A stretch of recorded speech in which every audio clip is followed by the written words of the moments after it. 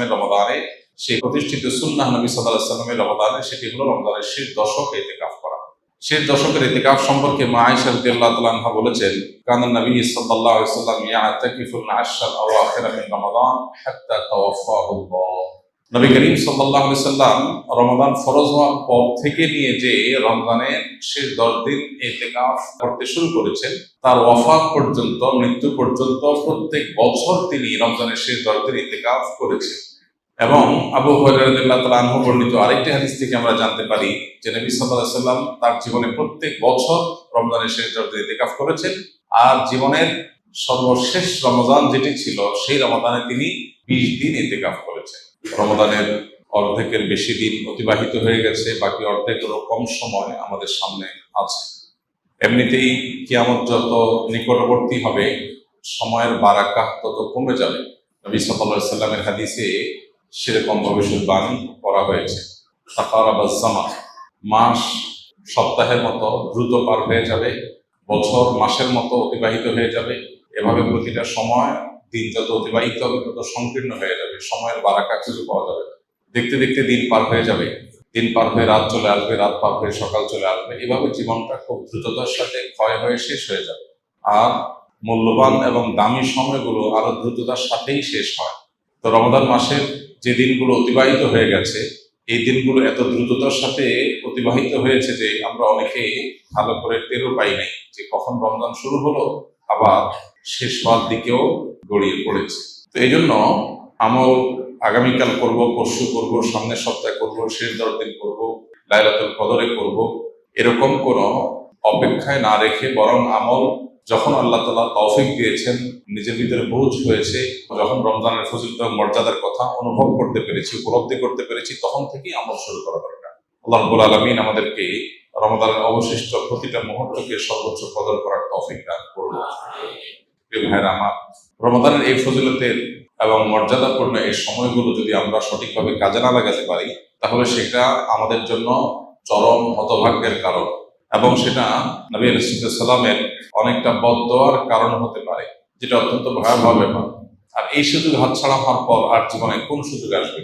এই রমজান আবার 11 মাসের আগে আর আসবে না। সারা বছর 11 মাসের অন্য কোনো সময়ের আমলে রমজানের সাথে তুলনাযোগ্য না।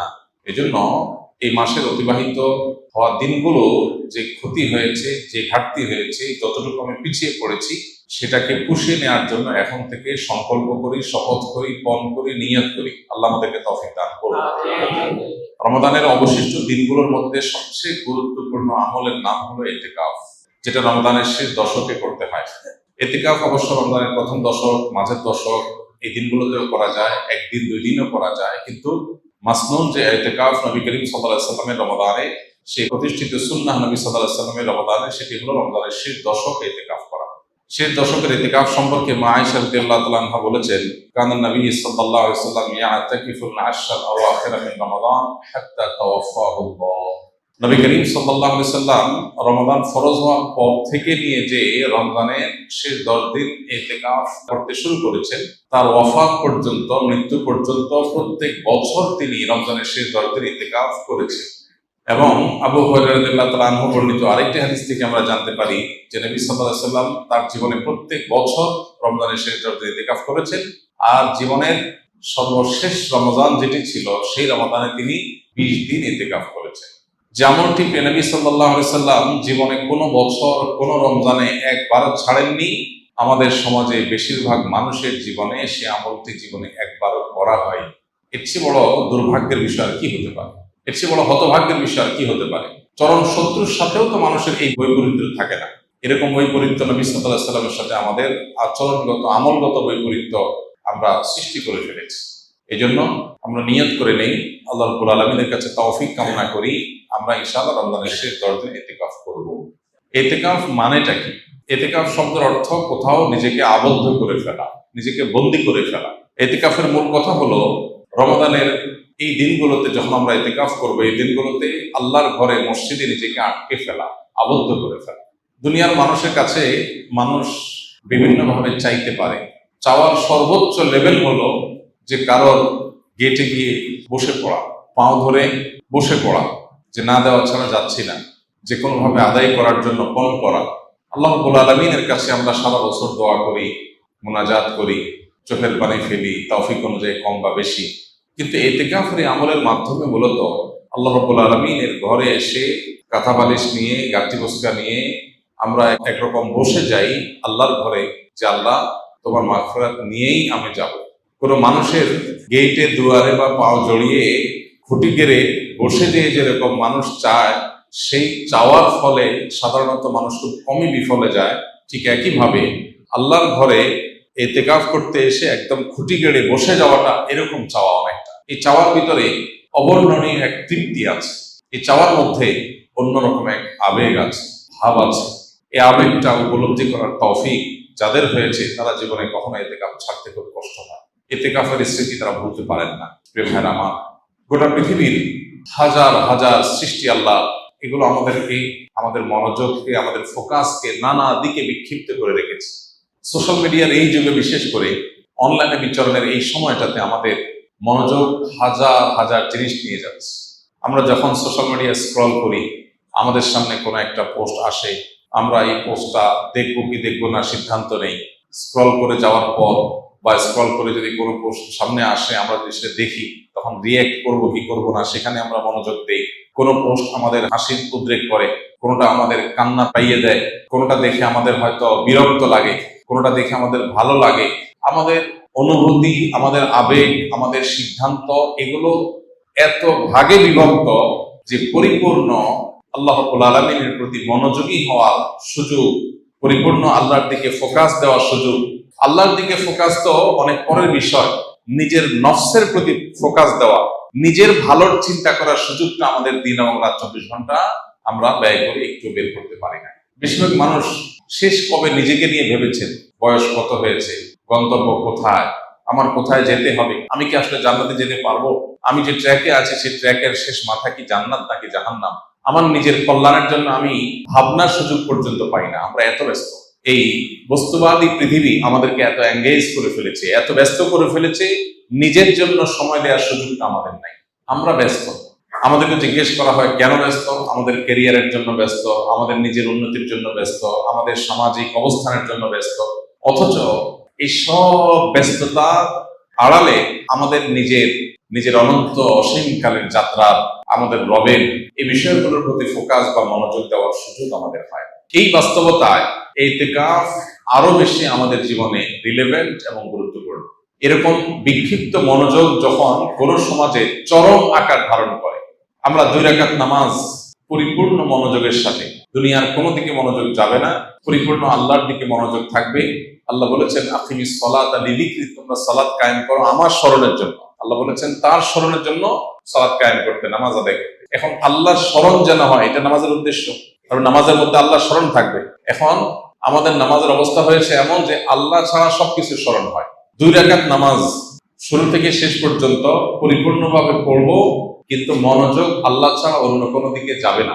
এই চ্যালেঞ্জ আমরা কয়জন মানুষ নিতে পারবো, কয়জন মানুষ আমরা এই চ্যালেঞ্জ নিয়ে সফল হতে পারবো? চ্যালেঞ্জ নিয়ে দেখেন, যে নামাজ শুরু করেন, নফল নামাজ 2 রাকাত নিয়ত করেন, একদম সালাম ফেরানো পর্যন্ত একবারের জন্য ছেলে মেয়ে, ফ্যামিলি, বিয়ে শাদী, মা বাপ, ব্যবসা বাণিজ্য, কাজ কাম, পড়ালেখা, ক্যারিয়ার, সোশ্যাল মিডিয়া, বাইরের কোনো জগৎ, কোনো কিছুর প্রতি মনোযোগ থাকবে না, পরিপূর্ণ আল্লাহর দিকে মনোনিবেশ করবেন। এরকম 2 রাকাত নামাজ পড়া সহজ না কঠিন দেখেন, চিন্তা করুন প্রিয় ভাইরা আমার। অথচ আমাদের দিনে কতগুলো রাকাত নামাজ পড়া লাগে, সেখানে 2 রাকাত নামাজেও আমরা এই মনোযোগ দিতে পারিনি। পৃথিবীতে যারা সফল হয়েছেন, যারা জাগতিক বিচারে সফল হয়েছেন, সফল ব্যবসায়ী, সফল ক্রীড়াবিদ, সফল চাকরিজীবী, সফল পেশাজীবী, যে কোনো মানুষ তার জগতে সফলতা অর্জন করেছেন, সাফল্য অর্জন করেছেন। সাফল্যের জাগতিক সংজ্ঞা বা প্রচলিত অর্থে সাফল্য বোঝাচ্ছি আমরা। এই মানুষগুলোর জীবনী, এই মানুষগুলোর লাইফস্টাইল, এই মানুষগুলো যে সারা জীবনের অভ্যাস, এগুলোকে নিবিড়ভাবে পর্যবেক্ষণ করার পর অনেক গবেষকদের দাবি হলো সেই সব মানুষরাই জীবনে সবচেয়ে বেশি সফল হয়েছে যাদের জীবনে ডিপ আওয়ারের পরিমাণ, পূর্ণ মনোযোগের সাথে কাজ করার পরিমাণ যত বেশি, তাদের জীবনে সাকসেসের রেশিও তত বেশি। অর্থাৎ আপনি কোনো কাজে পরিপূর্ণ মনোযোগ কতক্ষণ রাখতে পারছেন, এটা আপনার সাফল্যের অনেক গুরুত্বপূর্ণ একটা শর্ত। যে একটা কাজ করতে গিয়ে 5টা কথা মনে আসে, একদিকে চলে গেলে আরেক দিকে তার মাথা চলে যায়, তার জন্য সাফল্য খুব কঠিন। যে কোনো কাজ করার জন্য পরিপূর্ণ মনোযোগ দিয়ে করে, জগতে যাই হোক সে তার কাজ থেকে সরে না। আপনারা যারা স্কিলে ভর্তি হয়েছেন, প্রশিক্ষণ নিচ্ছেন, যে প্রশিক্ষণ পরিপূর্ণ মনোযোগের সাথে নিচ্ছে, ক্লাসে পূর্ণ মনোযোগ দিচ্ছে, সিস্টেম পরিপূর্ণ মানছে, এই মুহূর্তে সে প্রশিক্ষণ নিতে আসছে, অন্য জগতে সে যেতে চায় না, পূর্ণ মনোযোগ দিতে পারে, সে তত বেশি সাকসেস হয়। যারা স্কিল থেকে ট্রেনিং শেষ করে এখন বিভিন্ন জায়গায় জবে আছেন, যে ব্যক্তি তার জবের দিকে যত বেশি মনোযোগ দিবে, যত বেশি ফোকাস দিবে, তার কাজটাই সবচেয়ে গুরুত্ব পাবে। অন্য দিক থেকে মনোযোগ সরিয়ে এদিকে যত বেশি মনোযোগ ইনভেস্ট করতে পারবে, সে চাকরিজীবী হিসাবে তার ওই কাজের জগতে তত বেশি সাকসেস হবে। আর যার মনোযোগ যত কম থাকবে, তার সাকসেসের পরিমাণ তত কম হবে। এই মনোযোগ এখন হাজার হাজার মনোযোগ বিনষ্টকারী ডোপামিন আজ চতুর্দিকে ছড়িয়ে ছিটিয়ে দেওয়া হয়েছে। স্পিরিচুয়ালি, আধ্যাত্মিক ভাবে আমাদের মুসলমানদেরকে ধ্বংস করবার জন্য হাজারো আয়োজন আছে। যেগুলোকে আপনি দেখছেন নিছক বিনোদন, এগুলো মূলত আপনার আমার রুহানি শক্তি ধ্বংসের আয়োজন। যেগুলোকে আপনি দেখছেন নিছক টাইম পাস, সেগুলো আসলে টাইম পাস না, সেটা আপনার লাইফ পাস। আমাদেরকে শেষ করে দেওয়া হচ্ছে, মনোযোগ নেই। 2 রাকাত নামাজ পড়ার মতো মনোযোগ যার নাই, তার জীবনে সাকসেস থেকে আসবে? প্রিয় ভাইরা আমার, ইতিকাফ আপনার জীবনে, আমার জীবনে এই অভাবটা পূরণে সবচাইতে বড় ভূমিকা রাখবে। কারণ ইতিকাফের মানেই হলো তুমি একমুখী হও। 355 দিন তোমার ব্যবসা বাণিজ্য, কাজ কাম, ফ্যামিলি, সোশ্যাল মিডিয়া, তোমার আশপাশ, প্রতিবেশী, পরিবেশ ইত্যাদি ইত্যাদি, এগুলো নিয়ে হাজার টাকা নিতে ব্যস্ত ছিলে। 10টা দিন তুমি পরিপূর্ণ শুধু নিজের প্রতি মনোযোগ দাও, নিজেকে সময় দাও, নিজের আল্লাহর সাথে সম্পর্ককে নিবিড় করো, শুধু আল্লাহকে স্মরণ করো, একমুখী মনোযোগ দেওয়ার চেষ্টা করো। এই প্রচেষ্টার নাম ইতিকাফ। ইতিকাফ আমাদের জীবনের মিনিং চেঞ্জ করে দিতে পারে। ইতিকাফ আমাদের জীবনের অর্থকে পরিবর্তন করে অনর্থক জীবন থেকে অর্থবহ জীবনের ট্র্যাকে আমাদেরকে তুলে দিতে পারে। এই জন্য ইতিকাফের নিয়ত করবো তো ইনশাআল্লাহ। এই ইবাদত কত গুরুত্বপূর্ণ হলে নবীজি জীবনে কখনো ছাড়েননি। তিনি অন্য অনেক নফল আমল মাঝে মধ্যে করতেন, মাঝে মধ্যে ছাড়তেন। ইতিকাফ এমন আমল যে কখনো তিনি ছাড়তেন না। তাহলে আমলের ইম্পর্টেন্স, আমলের গুরুত্ব, আমলের মাহাত্ম্য কত, সেটা বলার আর অপেক্ষা রাখে? অতএব আমরা নিয়ত করে ফেলি যে যাদের তৌফিক আছে তারা এই বছরই, আর যাদের তৌফিক নেই তারা পরবর্তী বছর জীবনে যখনই সুযোগ হবে আমরা ইতিকাফ করবো ইনশাআল্লাহ। শয়তান আমাদেরকে মিথ্যা কথা বলে, আমাদেরকে দূরে সরায়। যে কোনো ভালো কাজ করতে আপনি যখন নিয়ত করবেন, শয়তান দেখবেন আপনার সামনে নানান চ্যালেঞ্জ সামনে এনে হাজির করবে। শয়তান আপনাকে বলবে, তুমি যদি ইতিকাফে বসো, তোমার কাজ কামে কি হবে, ফ্যামিলি চলবে কিভাবে, তোমাদের কেরিয়ারে ক্ষতি হবে, এরকম নানান মিথ্যা কথা শয়তান এসে বলবে। শয়তানকে বলতে হবে, আমি যদি ইতিকাফের সময় শুরু হওয়ার আগে মরে যাই, হাত পা ভেঙে হসপিটালে ভর্তি হয়ে যাই, অ্যাডমিট হয়ে যাই, আমার কাজগুলো কি সব থেমে থাকবে? পৃথিবীর সব যেটা যেখানে আছে সেখানে স্টপ হয়ে যাবে? যেহেতু আমি হসপিটালে অ্যাডমিট আছি, আমি সুস্থ হওয়ার পরে আবার সব চলবে, এরকম? তাহলে আমি কোন মিথ্যা জুজুর ভয়ে আমার আমলকে পিছাচ্ছি? আগামী রমজান পর্যন্ত হায়াত পাবো সেটাও তো আমি জানি না। এই জন্য ভাই ইতিকাফে বসার নিয়ত করবো তো ইনশাআল্লাহ। আল্লাহ আমাদের সবাইকে তৌফিক দান করুন।